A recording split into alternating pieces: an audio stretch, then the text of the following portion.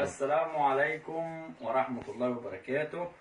معكم أخوكم خالد الفخراني لبناء أبراج الحمام وعنابر الحمام في مصر وكل محافظات مصر. النهاردة يا جماعة نفذنا عنبر بالجترة أو بالفخارة الكبيرة اللي احنا بنشتغل بيها عنابر بتمشي كل أنواع الحمام، ولكن احنا نفذنا النهاردة بالفخارة ده اهي للاحم الفرنسي اللي النهارده بسم الله ما شاء الله عامل شغل محترم في كل مصر وكل محافظات مصر، والناس مبهوره بالنوع الحمام ده.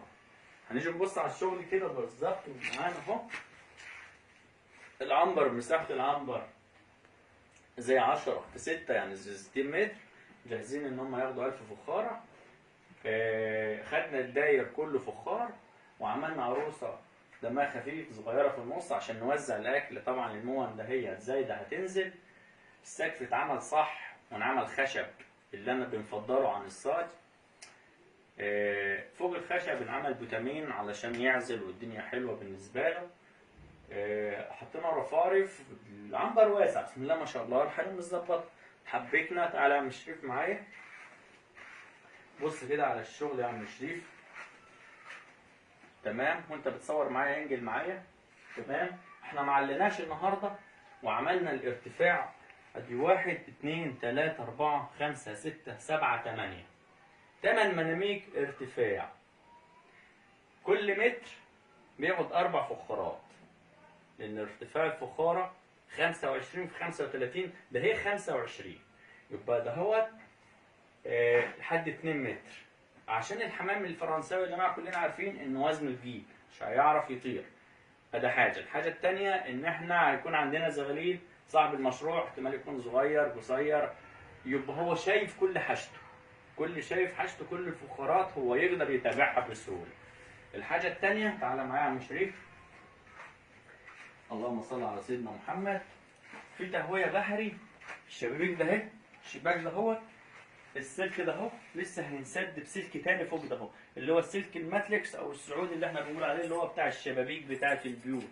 ليه؟ عشان الحمام مع الخبط هيدي قوه، كمان علشان مش عايزين ناموس، مش عايزين دبان، مش عايزين اي حشرات باللي بتطير هتعمل لنا مشاكل. ما يلزمناش الكلام ده، يبقى احنا هنغطي دهوت كمان سلك.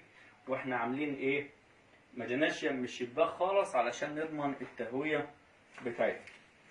باشمهندس محمد حضر معانا اهوت صاحب المشروع، حابب بقى يضيف او يقول رايه في الشغل بما يرضي الله. معاكم انا مش هنتكلم، اتكلم يا باشمهندس محمد. والله تسلم يا حاج خالد، وما شاء الله الله يبارك. الشغل جميل والفخارة ما شاء الله زي ما انت قلت بالظبط، حجمها كبير ومناسب. الحمد لله. ويا رب يجعلها فتحة خير علينا يا رب ان شاء الله. اللهم وما شاء الله عليك، يعني التحبيك بتاعك مظبوط وفخارك تمام، والحاجة بس ما شاء الله عليها يعني. الحمد لله. بس شوية الترتيبات الحمد لله. وندخل بقى الحمام ان شاء الله باذن الله. ربنا يفهمك منه خير. امين يا رب، امين يا حاج خالد. رايك بالشغل بامانه، شغلنا ما شاء الله بوقت ما شاء الله. المواعيد، لا تمام. الاسعار، لا والله كل حاجه تمام والله. زعلناك في حاجه؟ لا والله حاج الله يسهل لك حالك. الباقيه الثانيه ايه يا عم شريف؟ تعالى بص معايا كده. بسم الله ما شاء الله.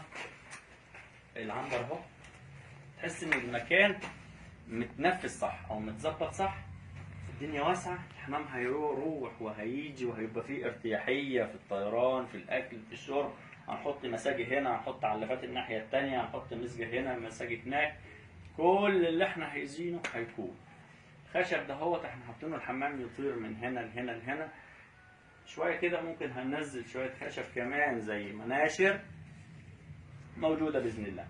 حاجه كمان اللي انا عايز نقول عليها ان احنا في العنبر ده اهو عملنا حاجه لذيذه خالص اللي هي اوضه العزل. هنروح نبص عليها. احنا فاتحين شباك منها اهي.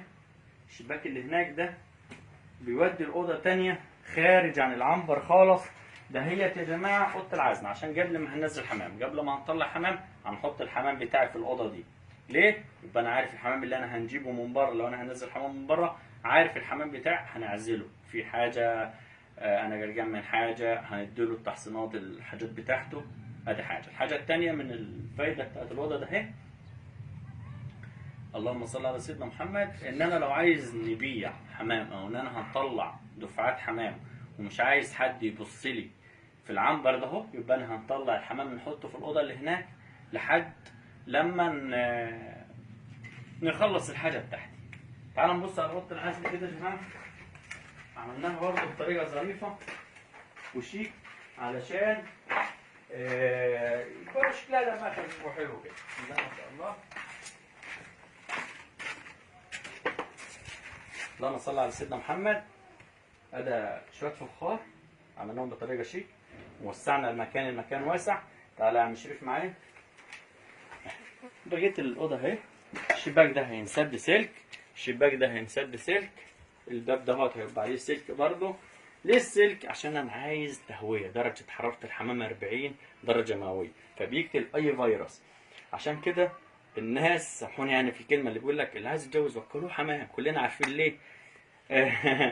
تمام، عشان الحمام حامي وكده وفي قيمه غذائيه عاليه. الحاجه الثانيه اللي انا عاوز انوه عليها، الفخاره دهيت اللي هي المقاس ال 25 في 35 القطر بتاعها 80، بتنفع وبتشيل معايا اي نوع حمام باذن الله تعالى. ده اللي انا عاوز نقوله معاكم في الفيديو النهارده. شاكر للمتابعه، ونتمنى يا رب دايما نكون عند حسن ظنكم، وما تنسوش تعملوا لنا اعجاب على الفيديو وسبسكرايب للقناه بتاعتنا خالد الفخراني لبناء ابراج الحمام وعنابر الحمام. تليفون 010 6 910 41 96. بننفذ في كل المحافظات وانا تحت امر الجميع. قول تليفون تاني. تليفون تاني يا عم شريف 010 6 9 10 41 96. شاكر للمتابعة يا جماعة، ونتمنى دايما يا رب نكون عند حسن ظنكم بينا. السلام عليكم ورحمة الله وبركاته.